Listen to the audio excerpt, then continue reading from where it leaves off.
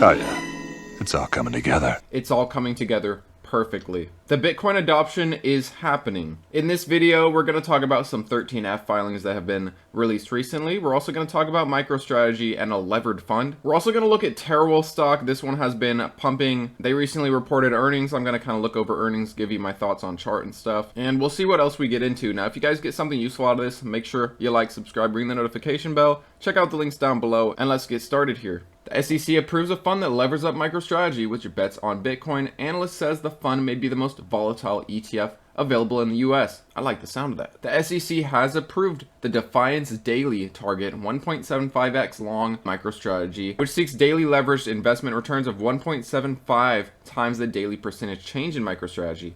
So if it goes up 10%, you're almost looking at 20, and if it goes down 10%, you're almost looking at negative 20. The fund does carry a management fee of 1.29%, but the potential returns if MicroStrategy does rally would make this well worth it. And Eric Balchunas, the Bloomberg Intelligence ETF analyst, said that this fund will be the most volatile ETF in the market. Now let me know, do you guys plan on getting into something like this? I do think it's still a good time to get into the leveraged Bitcoin ETFs. I do have some BITX. There's definitely a bit of higher risk there, so just be careful. Next up, let's talk about some pretty big news. In my last video, I talked about Goldman Sachs buying a ton of Bitcoin. Well, now we have Morgan Stanley. Morgan Stanley disclosed a $188 million worth of BlackRock's Bitcoin ETF fund. They hold more than 5.5 million shares of IBIT. So think about this. Morgan Stanley announced that they bought, this was in the last few months obviously, but they're buying around the middle point of the cycle. Retail needs to not get shaken out. Retail is losing hope in my opinion. A lot of people are negative. People are thinking the top is in. People are thinking this cycle isn't going to play out like it always has every single time. And then we have news like this: Goldman Sachs buying,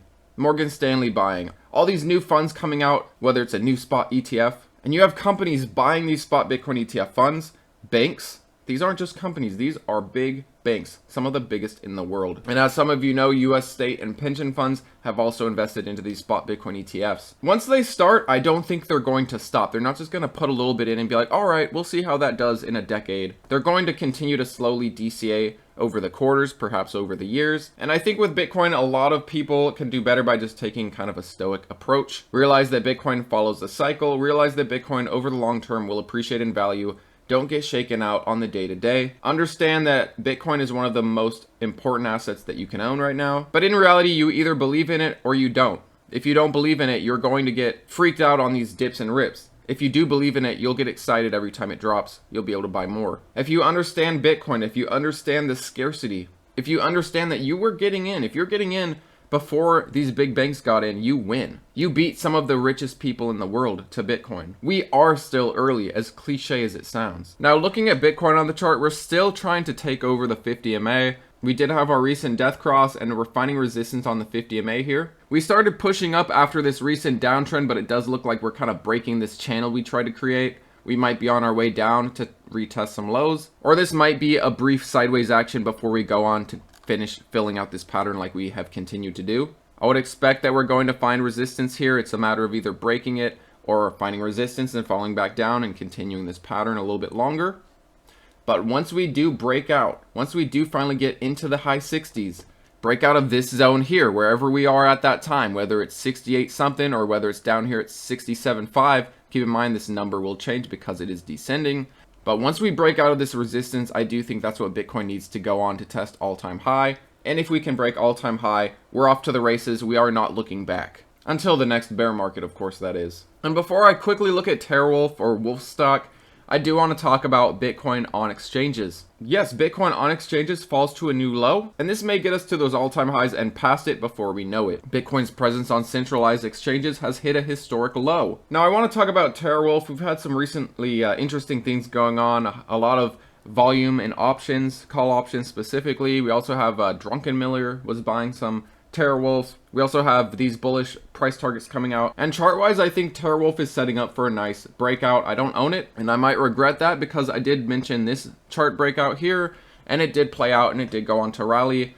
I did show this to my Discord, but I didn't get in, sadly. What we're looking at now is we were in a descending channel here, and we just broke out of it recently. You'll notice on the daily that TeraWulf did go to fill its gap finally. We did come down. We kind of went down to these previous resistances and bounced off of them, which is a great sign. We did go on to break out of this descending channel, but we're kind of riding it back down. And it does look like we bounced off our $3 area again. We were starting to get some bullish divergences on the shorter term time frames. The market could have saw that and started buying it up. I do think TeraWulf could be one that'll do great this cycle. One thing to realize is, just like most miners, they are expecting a loss in the upcoming earnings or the quarter we're currently in. They're also expecting not really any growth in revenue, which is kind of surprising. There's a lot of others that are expecting growth in revenue from quarter to quarter. This is one problem with Wulf stock, is they didn't report an earnings pre-halving. So there were a lot of miners that were actually posting earnings in these quarters, and Wulf stock did not. Wulf stock hasn't been able to post an earnings yet this cycle. That's not to say that it won't have a good rest of this cycle and won't appreciate in price like it has been doing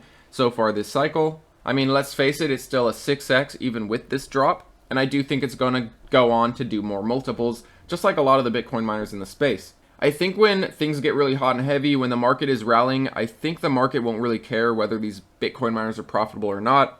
The FOMO is going to take its course and it will rally these Bitcoin miners regardless of risk, regardless of profitability. And for that reason, I'm in something like Sphere 3D that's a $15 million market cap and unprofitable, just like TeraWulf. Wulf stock is a $1.5 billion company. Their balance sheet is a lot better than Sphere 3D. I'm sure Wulf stock holds much more Bitcoin than Sphere 3D. But if I'm going to risk it with an unprofitable Bitcoin miner, I'm going to take one that is a small fraction of something like a TeraWulf market cap. But be aware that Sphere 3D is considerably higher risk than a TeraWulf.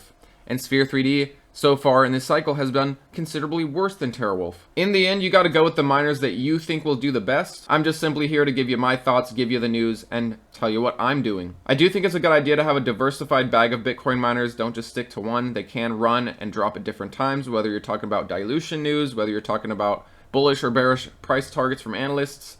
They definitely do tend to run at different times. But let me know what you guys think about this MicroStrategy news. Are you going to be playing this leveraged fund? And if you're in Bitcoin, how do you feel beating Morgan Stanley and Goldman Sachs to one of the best assets known to man? Thanks as always for watching, guys, and I'll see you on the next one.